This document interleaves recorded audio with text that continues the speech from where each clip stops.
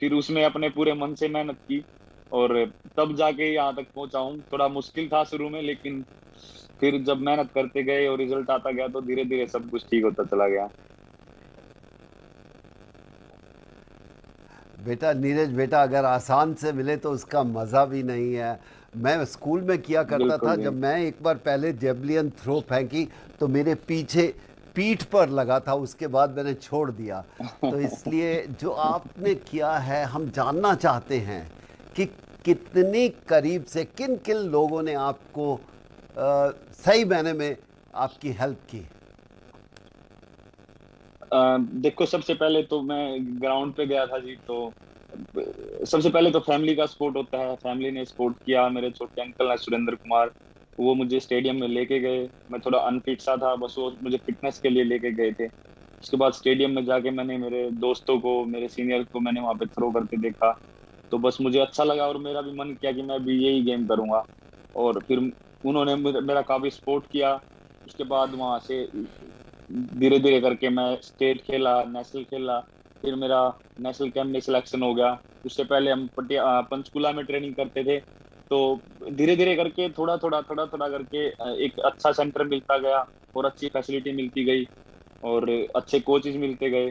तो सभी का मैं मानता हूँ कि ये काफी योगदान रहा है। उसके बाद फिर मैं पटियाला नेशनल कैंप में गया, वहां पे एथलेटिक्स फेडरेशन ऑफ इंडिया ने, और बाद में सभी साई टॉप्स और फिर फॉरेनर कोच भी बुला लिए, तो काफी उनका साथ रहा। 2015 में मैंने जेएसडब्ल्यू स्पोर्ट्स ज्वाइन किया, तो उनका भी काफी सपोर्ट रहा। तो मैं बोलता हूँ कि ये सभी एक टीम वर्क है जी, वो सभी का एक मेरे ऊपर जो एक सपोर्ट रहा है, वो सभी मेरे साथ एक अच्छे से रिलेशन रहा है।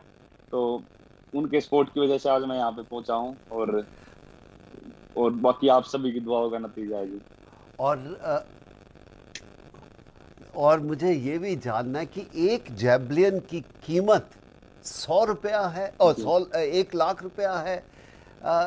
यकीन नहीं आता, लेकिन उसके लिए बहुत संघर्ष किया होगा लेने के लिए, क्योंकि ड्यूटी भी लगती है, बाकी भी लगता है। किस किस इंसान ने आपकी हेल्प की।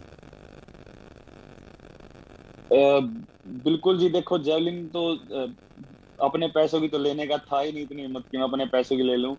पर जब मैं पटियाला गया, क्योंकि मैं जब पंचकुला था वहां पे इतने अच्छे जेवलिन नहीं थे। बहुत ही एक जो सबसे सस्ते वाले जेवलिन है वो हम थ्रो करते थे। जैसा भी वो सेंटर था, उसको देखते हुए वो अच्छे थे। उसके बाद जब मैंने पटियाला नेशनल कैंप ज्वाइन किया एनआईएस में, तो वहां पे मुझे जो है डाइट भी पहले से बेटर मिली, और फिर फैसिलिटीज बहुत अच्छी थी। अच्छे अच्छे सीनियर एथलीट के साथ ट्रेनिंग करने को मिला। और वहाँ पे जो एक वर्ल्ड लेवल की जेवलिन है, world class javelin, Nordic sport और नीमच की, तो वो सभी मिली वहाँ पे हमको कैंप में, जो कि हमारी फेडरेशन और साई वहाँ पे कैंप जो लगवाते हैं एथलीट्स के लिए।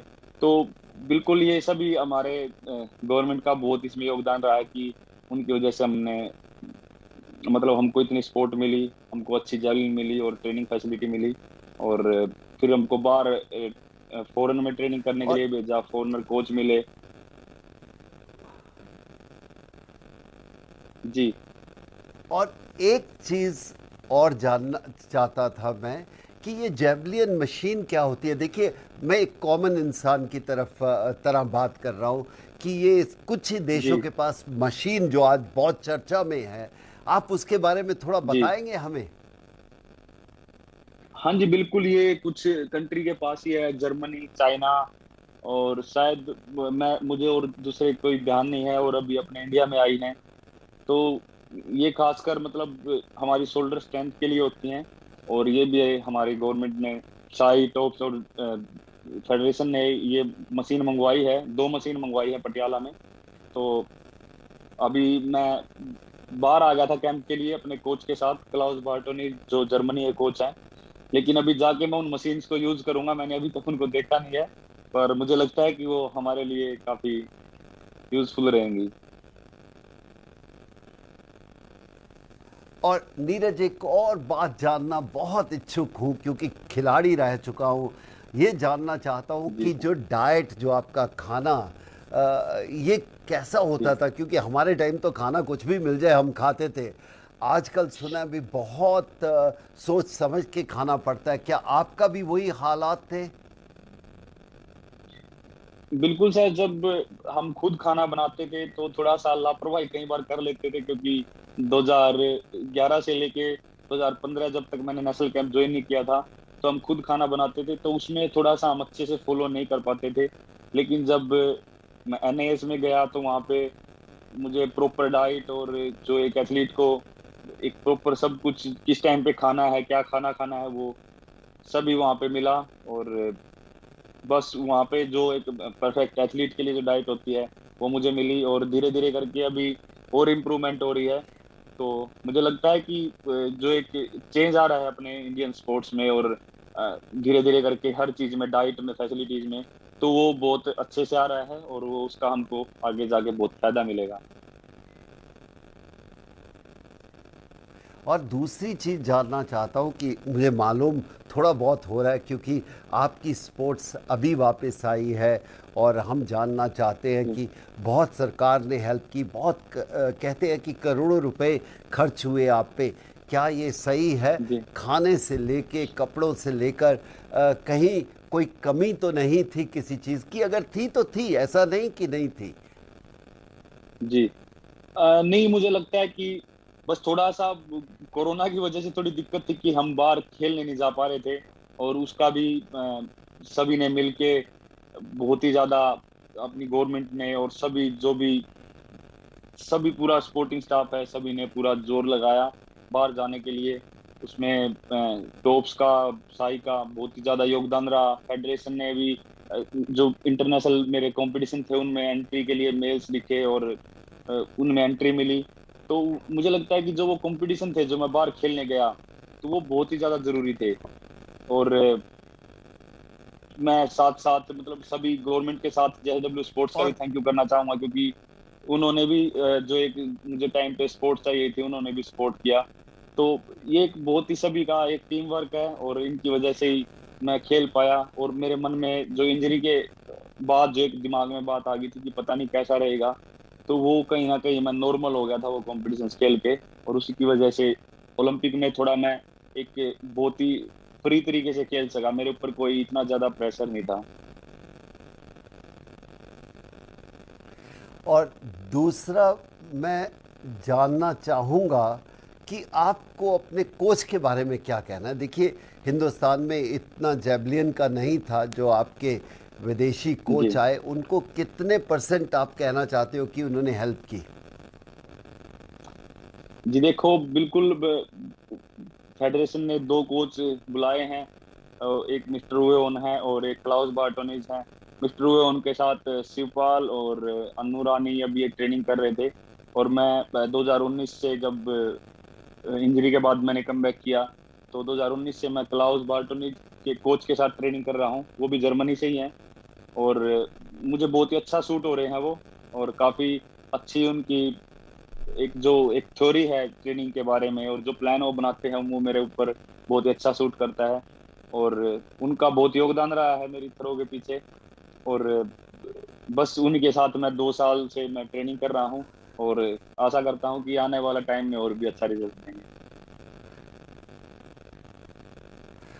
और एक बात पूछना चाहता हूँ, जो आपके कंटेस्ट जिनके साथ आप मेडल के लिए फाइट कर रहे थे, वो भी जर्मनी से थे, और जर्मनी से हैं। मैं जी। कहूँगा कि काफ़ी उसमें भी काफ़ी आपको अफेक्ट था, या आप जानते थे आपका कोच हेल्प करेगा उसके बारे में? नहीं, बिल्कुल सर, जर्मनी से थे, लेकिन मेरा कोच मेरे साथ काम कर रहा था, तो वो बिल्कुल उसके मन में ऐसा नहीं था कि वो जर्मनी से है। वो फिर भी एक बहुत ही उन्होंने हार्ड वर्क किया था मेरे साथ, बहुत मन से उन्होंने ट्रेनिंग करवाई थी, और वो बहुत खुश थे मेरा मेडल जीतने के बाद। तो ऐसा कुछ नहीं था। और जर्मनी के अच्छे थ्रोअर थे हमारे साथ, और जो सिल्वर और ब्रॉन्ज आया है वो चेक रिपब्लिक के थ्रोअर्स का आया है। तो कंपटीशन काफी टफ था, लेकिन आप सभी की दुआओं से और भगवान की कृपा से आज मतलब गोल्ड अपने नाम हुआ है, तो इस बात की काफी खुशी है। पहले ये बताइए कि बचपन में आप सुना बहुत हैवी थे, बहुत वेट था। आपको क्या पुकारा करते थे बचपन में? बचपन में जी गांव में कुछ भी बोल देते थे। अब जैसे कोई ऐसे नॉर्मली ऐसे कोई मोटा बोल देता था, कोई ऐसे एक मैं एक वो व्हाइट कलर का कुर्ता पजामा होता है वो डाल लेता था, तो कोई ऐसे सरपंच बुला लेता था। तो वो ऐसे कुछ ना कुछ सभी अलग अलग कोई भी नाम देता है। लेकिन हाँ, मेरी फिटनेस इतनी अच्छी नहीं थी उस टाइम पे, तो थोड़ा सा मुझे भी खुद अच्छा नहीं लगता था। तो काफी उस टाइम पे थोड़ा सा सभी मजाक बनाते थे। और कभी कभी कभी मैं तो ये कहूँगा कि आपने कभी क्रिकेट खेलने का कोशिश की थी या खेलने का शौक था? नहीं, बिल्कुल जी, हम खेलते थे क्रिकेट, और जब छोटे थे काफी, तो क्रिकेट का तो अपने वहाँ पे इंडिया में बहुत ज्यादा है ही। तो हम सुबह सुबह उठ के क्रिकेट खेलने जाते थे, और काफी क्रिकेट खेला है मैंने। हाँ, ये जरूर है कि मुझे देखना इतना पसंद नहीं था, पर मुझे खेलना बहुत ज्यादा पसंद था। तो मैं खेलता ज्यादा था और देखता बहुत ही कम था क्योंकि बहुत, खासकर टेस्ट मैच बहुत लंबे चलते थे, तो हम कोशिश करते कि इससे अच्छा तो खेल ही ले। तो वो टाइम, और मुझे जब इंडिया जीतता था तो बहुत ही अच्छा लगता था। तो यही है जी। और आप जीते हो, हमें कितना अच्छा लग रहा होगा। आप जीते हो, हमें कितना अच्छा लग रहा होगा। हम शब्दों में बयान नहीं करते। इतनी बात ज़रूर कहूँगा, आपने अपना वज़न तो कम किया, लेकिन देश का वज़न जो है ना, इतना बढ़ा दिया। हमारा खून इतना बढ़ गया और इतना जोश आ गया कि हम किस तरह आपको बयान करें। हाँ, कभी मौका मिला तो आपके साथ चाय पिएंगे और कहेंगे आप अपने आप को थैंक यू सर। तंदुरुस्त रखो, सेहत कायम बना के रखो। बहुत लोग आपको, बहुत तरह के लोग आएंगे। अब बड़ा भाई होने के नाते यही कह सकता हूँ, अपना ध्यान रखना कि ये शुरुआत है, ये ख़त्म नहीं है। जी सर। आने वाला समय और भी खूबसूरत होगा आपके लिए। Thank you, thank you sir. Thank you so much.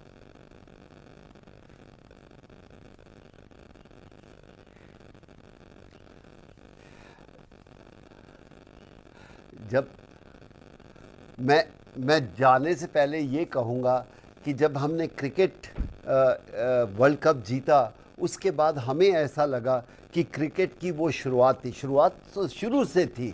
वो एक ऐसा दरवाज़ा खुला कि हर बच्चा बनना चाहता है, और जो आपने किया है वो तो कमाल है।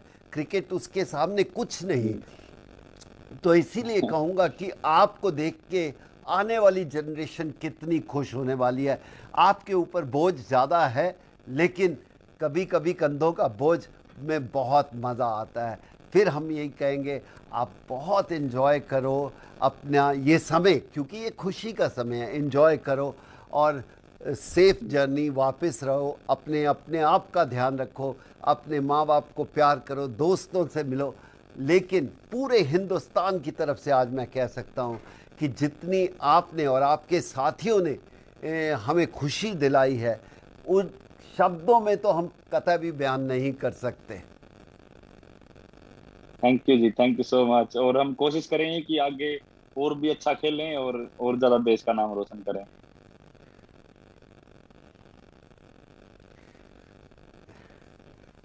एक बात पूछ सकता हूँ, और वो जी ये जी, बिल्कुल जी। कि अब तो आपके ऊपर प्रेशर शादी का भी आने वाला है। आपके ऊपर शादी का भी प्रेशर आने वाला है। उसका कैसे संभालोगे अपने नहीं आप को? नहीं, अभी तो पूरा अपना कोशिश करेंगे, पूरा अपना फोकस स्पोर्ट्स पे रखें। और बाकी शादी जो भी टाइम पे होना वो होता ही रहेगा, लेकिन अपना पूरा फोकस मैं कोशिश करूंगा कि स्पोर्ट्स पे रखूं।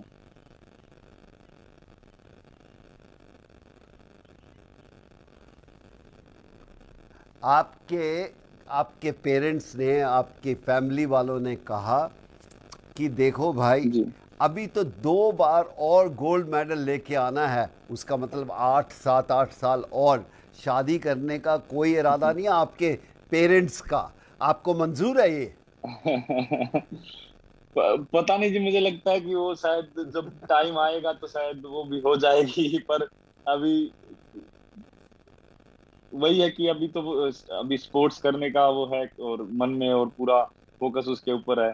तो बिल्कुल अपना पूरा मन और ध्यान पूरा अपना उस पे कोशिश करेंगे कि उसी ऊपर लगा दें, और बाकी जो ना होगा उस टाइम पे हो जाएगा।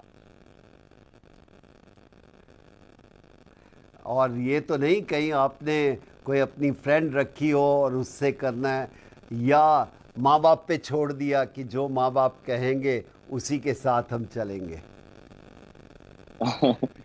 सर ये तो वही है कि अभी तो वही गेम पे पूरा ध्यान लगा रखा है, और कुछ भी आने वाले समय में कुछ भी हो सकता है।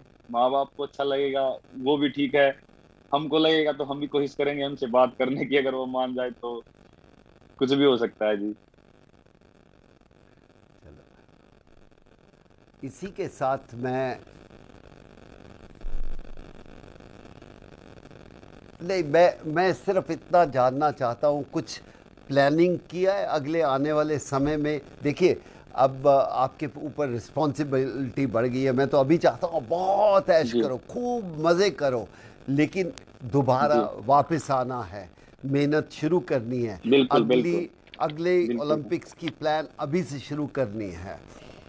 तो आपने बिल्कुल क्या सर। सोच क्या रखा है? कुछ प्लानिंग आप बता सकते हो कि अभी अभी बहुत जल्दी है? नहीं अभी तो बस एक बार इंडिया आएंगे, और थोड़ा घर पे भी मिलूंगा, जितना थोड़ा सेलिब्रेट करना वो करके, उसके बाद वही आपको भी पता है कि हमारा खिलाड़ियों का थोड़े दिन का ही सेलिब्रेशन होता है, उसके बाद फिर हमारी ट्रेनिंग दोबारा से शुरू हो जाती है। तो बस थोड़े दिन सब कुछ अपना जो भी चलेगा वो करके फिर मेरी ट्रेनिंग शुरू कर देंगे हम। और अगले साल कॉमनवेल्थ गेम्स हैं, एशियन गेम्स हैं, और वर्ल्ड चैंपियनशिप है, तो उनकी तैयारी कर देंगे पूरे अपना मन लगा के। और फिर उसके बाद फिर दोबारा से 2024 ओलंपिक्स में जो पेरिस में होने हैं वो आ जाएंगे। इस बार तो 3 साल में आ जाएंगे, तो हमारे पास इतना ज्यादा टाइम नहीं है, तो बिल्कुल हमको पूरा तैयार रहना होगा उसके लिए भी। आपको आपको मालूम है कि नहीं, आपकी जो वीडियो है, ट्रेनिंग की वीडियो, वायरल हो रखी है। जी हर एक बच्चा, हर एक इंसान हिंदुस्तान का वो आपकी वीडियो देख रहा है और कहते हैं कि ऐसी ट्रेनिंग होनी चाहिए। तो आपके ऊपर रिस्पॉन्सिबिलिटी बढ़ रही है, आप इसको हैंडल करना होगा आपको। जी, कोशिश तो करेंगे, पर वही है कि मेरे हिसाब से जो खिलाड़ी है वो अपना अपना एक अच्छा गेम दिखा के ही उसकी वही रिस्पॉन्सिबिलिटी होती है कि वो अच्छा खेल ले, और अच्छा खेल के जो भी आने वाली जनरेशन है या अपने देश को एक मोटिवेट करे और उनको खुशी दे, और वो मेरी कोशिश हमेशा रहेगी। चलो, हम तो यही कहेंगे, आपको बहुत बहुत शुभकामनाएं। सिर्फ आपको नहीं, आपके साथियों के, आपके कोच को, आपके पेरेंट्स को, और जितने भी साथी आपके हेल्प किए हैं। Thank you sir, thank you so much.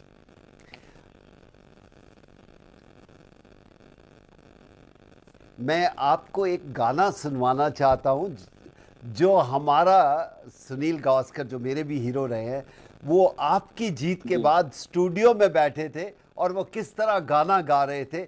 अगर आपको सुनना है तो मैं थोड़ा सुनवाता हूँ, अपने ऑफिस से बोलता हूँ कि अगर वो गाना सुनवा सके सुनील गावस्कर का तो बहुत ही अच्छा लगेगा। बिल्कुल बिल्कुल सर, बिल्कुल। मेरे देश की धरती, मेरे देश की धरती, सोना उगले उगले हीरे मोती। मेरे देश की धरती, मेरे देश की धरती, मेरे देश की धरती, सोना उगले उगले हीरे मोती। मेरे देश की धरती। अब आप बात कीजिए ना।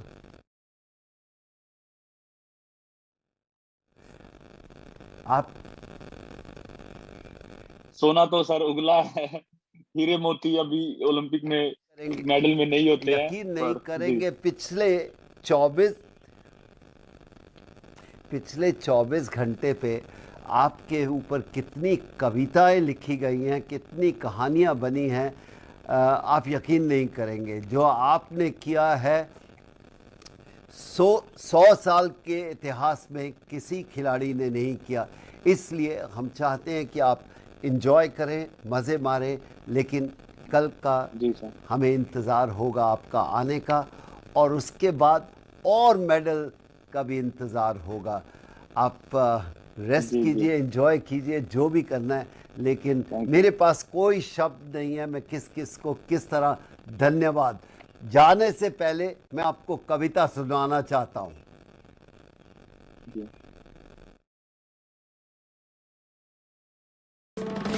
कौन है वो कहाँ से वो आया, चारों दिशाओं में तेज सा वो छाया, उसकी भुजाएं बदलें कथाएं।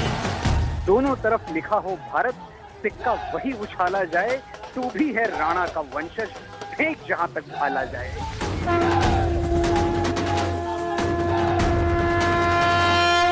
ऐ मेरी जमी अफसोस नहीं जो तेरे लिए सौ दर्द सहे, महफूज रहे तेरी आन सदा, चाहे जान मेरी ये रहे न रहे। भारत का युग एक सीरीज लेकर मैं एबीपी न्यूज पे आ रहा हूँ।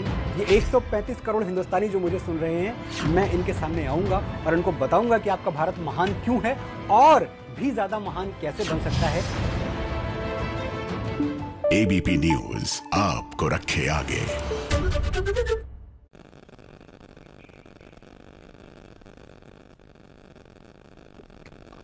बिल्कुल सर, ये पहले वाला तो हेलो, बाहुबली का म्यूजिक था और काफी अच्छा लगा ये। अब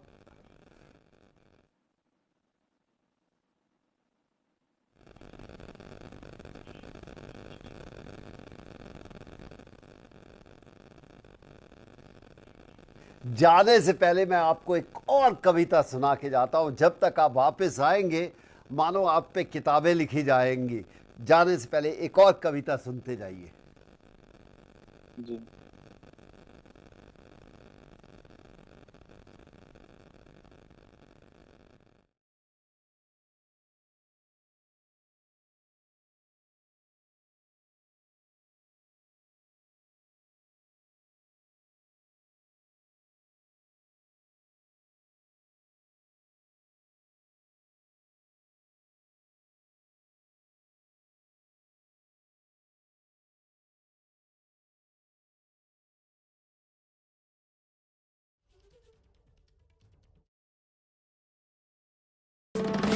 कौन है वो कहाँ से वो आया, चारों दिशाओं में तेज सा वो छाया, उसकी भुजाएं बदलें कथाएं। दोनों तरफ लिखा हो भारत, सिक्का वही उछाला जाए, तू भी है राणा का वंशज, फेंक जहां तक भाला जाए।